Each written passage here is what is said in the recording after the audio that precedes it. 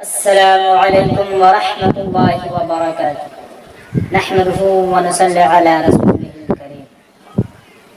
میرے محترم بزرگوں اور دوستوں اور عزیز ساتھیوں، آج کی اس ویڈیو میں آپ کو بتاؤں گا کہ وہ کون سی 7 چیزیں ہیں جس کے آ جانے کے بعد آدمی نیک اعمال کرنے سے محروم ہو جاتا ہے۔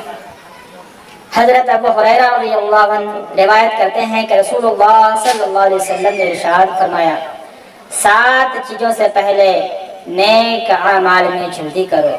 کیا تمہیں ایسی تندرستی کا انتظار ہے جو سب کچھ بھلا دے، یا ایسی مالداری کا جو سرکش بنا دے، یا ایسی بیماری کا جو ناکارہ کر دے، یا ایسے بڑھاپے کا جو عقل کھو دے، یا ایسی موت کا جو اچانک آ جائے کہ بعض وقت توبہ کرنے کا موقع بھی نہیں ملتا، یا دجال کا جو آنے والی چھپی ہوئی برائیوں میں بدترین برائی ہے، یا قیامت بڑے سخت اور بڑے کڑوی چیز ہے۔ فائدہ مطلب یہ ہے کہ انسان کو ان 7 چیزوں میں سے کسی چیز کے آنے سے پہلے نیک اعمال کے ذریعے اپنی آخرت کی تیاری کر لینی چاہیے۔